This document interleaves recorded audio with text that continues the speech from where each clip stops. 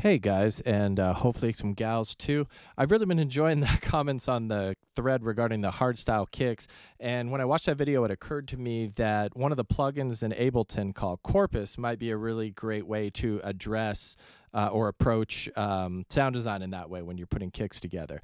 It's built off of an instrument called Collision. It's made by Applied Acoustics and it's licensed to Ableton as part of the Ableton Live Suite. And I'll just give you a brief overview here. It's a percussion synthesizer. It's a physically modeling percussion synthesizer. And it models two different things. On the left here is the excitator, which is basically whatever implement you're going to hit your drum with. It can mimic a stick, a mallet, whatever the case may be. And then on the right here is the resonator, and that's what actually makes the sound. It responds to the excitation from the left-hand side here, and then it resonates and actually produces the sound that you hear. And that's, you know, the way drum works. Drums or percussion work. In the case of a marimba, we might, or a xylophone, we might have a beam or a marimba. In the case of a drum, we might have a membrane. But any one of those resonators is going to be struck by something. Could be a soft mallet, could be a hard mallet, could be a stick, could be a piece of metal. And Collision kind of covers the gamut of all those different sounds. I'll play you a couple different notes here. Not terribly exciting, kind of a metallic marimba kind of a thing. But if we come over here and we switch from the beam to the membrane resonator, it's quite a different sound. It's still pitched, but the harmonic content is quite different. So the Corpus plugin is basically the resonator component, or one resonator component of the Collision, but it does not include the excitator. The excitation is caused by whatever audio you send through it, and that's what I'm going to do with the kick drum here in the example. I've got a drum rack with just the basic Kick 909 from the Ableton Suite library, or I guess it's just the regular Ableton library. Real simple, basic 909 sound. It's in a drum rack, and right now the only thing that's in that drum rack is just the 909 kick. I've got some plugins down the line that I'll come back to, but right now it's just the kick. And what I'd love to do is I'd love to take that kick, but also run it through the Corpus and add a little bit of sustained action onto it so that it's longer and has something more like the character of those hardstyle kicks. I can take, if I go to my audio effects, I can throw Corpus right immediately after the 909 kick, and that'll work just fine. These tend to be pretty loud, so I'm going to turn the gain down a little bit. And I'll also start out with the dry-wet balance all the way to dry. So we should be getting the same exact dry kick that we were before. And if I bring this into the wet range, now we're hearing the resonance from the beam model. Now, I tend to lean towards the membrane, but they all are very useful. And over here, you'll notice that there is a tuning option. For a kick drum, we probably don't want something that high. So Corpus gives us the, sorry, I'm a little rusty here. No edits on this one. If you pull the tune knob down, you can see underneath right here, there's the actual pitch. It gives it to you in the MIDI note as well as the named note. And I'm going to pull us down to something more like C1 here. So that's nice and deep. And if we back off the dry-wet balance, we get something more like a blend between the dry kick and then that little bit of tail end that we've added. So it's a little more interesting than just the 909 by itself, but for me personally, this setup is lacking in control. I don't like having to use the wet-dry balance to balance my dry signal to the wet signal. So there's another way to approach this. I'm going to just Command-X, cut that out of there, and I'm going to create a new audio track, and I'm going to paste the Corpus on there. And using the input-output settings on my audio track, I'm going to tap audio from the output of the drum rack, and I get several options for where we can do that. Post mixer means it comes after the volume fader, after the pan, after the mute button. Post effects means that it comes after the plugins, but before the mixer components, like the volume fader and the panner. And pre-effects means it comes immediately after the output of the drum rack itself. So none of the audio effects that are inserted on that channel are going to be part of the signal that I'm tapping. And for now, that's the way I want it. I'm going to go ahead and choose pre-effects. And if I set this channel to input monitor, we're going to get a carbon copy of what's coming out of the drum rack track right here. And I'll reset these meters, and you can see that they'll be, oh, I'm offset here because I don't have my dry-wet balance set to 100. Haha. Okay, so if I reset this here,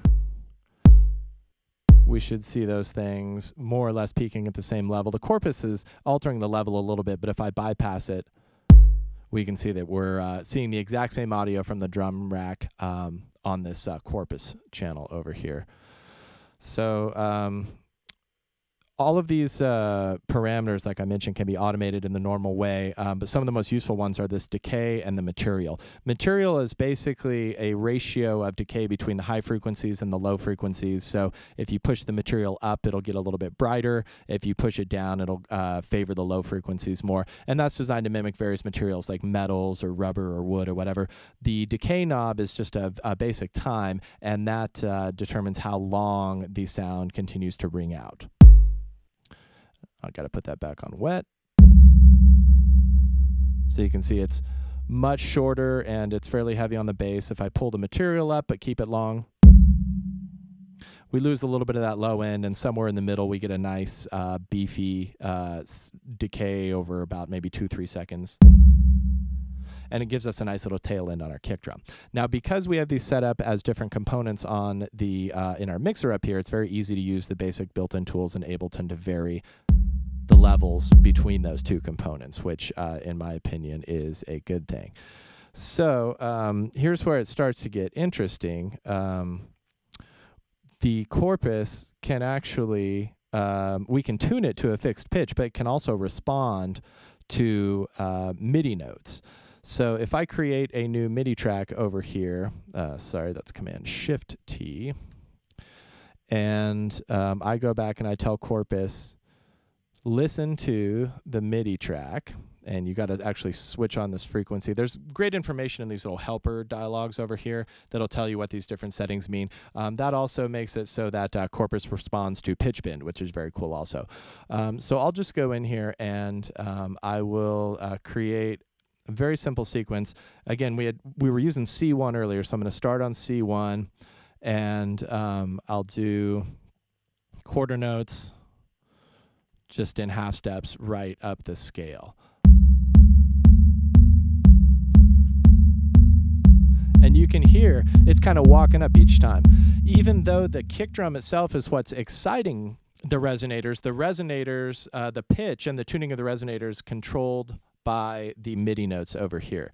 So I'll go set them all to C, and then I will create one, or actually a couple of them, on this G here, just to give it a little bit of motion. And you can hear that even though there's no excitation happening between those notes, when you change the MIDI note, you change the pitch of the resonator. So this can be a good way to add little accents to your sustain portion of your kick drum. And you can also, if you have a bass line going on a different MIDI track with an instrument already on it, then you can tell Corpus to listen to those particular notes, and using whichever rule you set up, either last note or lowest note. Lowest note you would want to use if you've got chords, more than one note going on. If you've got a monophonic bass line, you're probably fine with the last note. But you can see when we switch the MIDI functionality on there, that what had previously been the tuning changes to a frequency and a transpose offset. So I'm going to go ahead and pull this down an octave, see what that sounds like.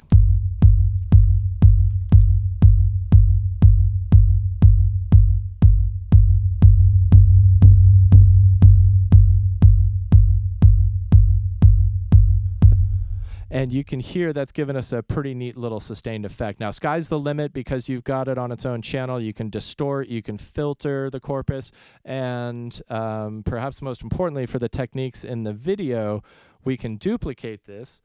Again, all of our input monitoring is going to carry over on the duplication. So it's already set up to tap the kick drum pre-effects coming out of the drum rack. And then we can go over to this Corpus and we can keep it at the higher octave. So now we've got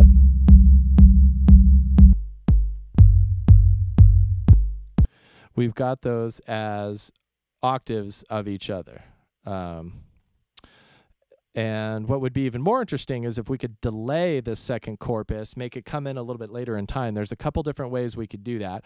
We can, the simplest way is just to use a simple delay and put it before the corpus. Link the left and right channel. We want the dry-wet balance all the way up at 100%.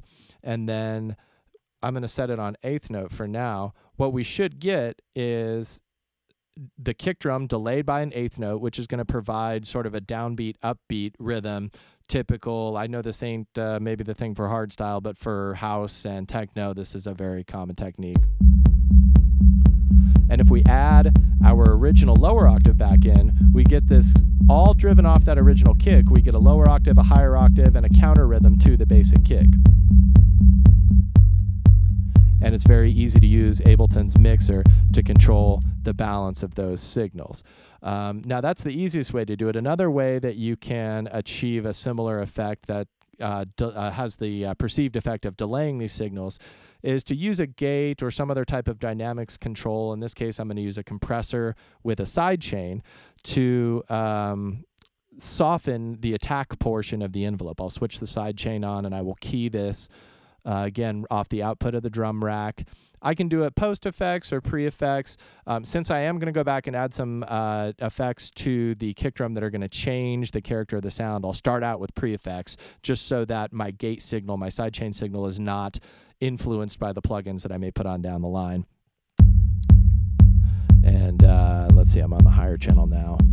I'm going to increase the decay time to make this a little bit more noticeable.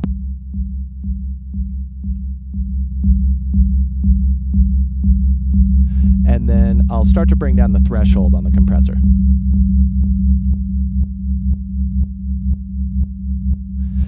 And by default, the release time is 50 milliseconds, but if I play around with the release time, that will adjust the feel of the rhythm relative to the kick on the downbeat. So we can make it more or less a straight eighth note. We can give it a swing or a shuffle kind of a feel. So that's very typical for like a dead mouse style track.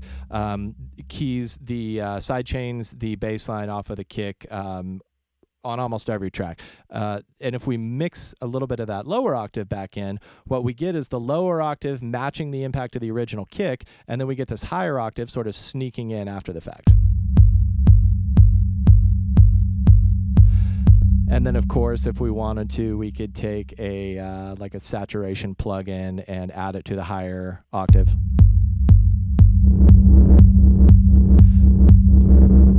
Keep in mind, a saturator is going to make the signal more distorted the louder it is. So if we put it after the compressor, the distortion will increase as the signal gets louder. If we put the saturator before the compressor, it'll be distorted the whole time, and the compressor will just make the distorted signal get louder and softer.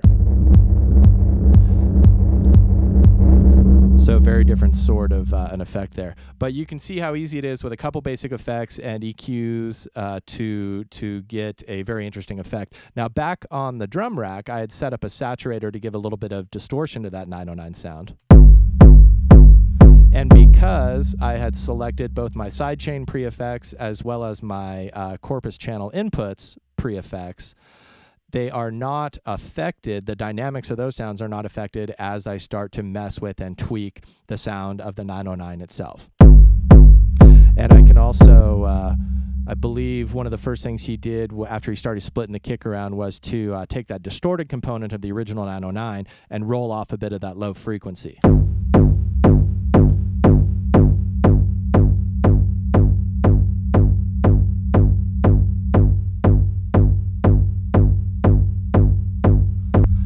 And in my opinion, the best part about this is that you still got full automation control over muting or raising or lowering the volume of your different components here.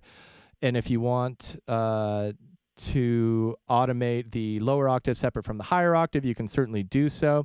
And you're not limited to burning everything down to a sample or using pitch shifters to follow the bass line. You can use the MIDI data from the bass line to control the frequency of these resonators. And in my opinion, it gives a much meatier bass sound than the more granular sound of the pitch shifting plugins. So anyway, that's the basic idea there. I think I covered all my notes. Anyway, just wanted to throw that out there. If anybody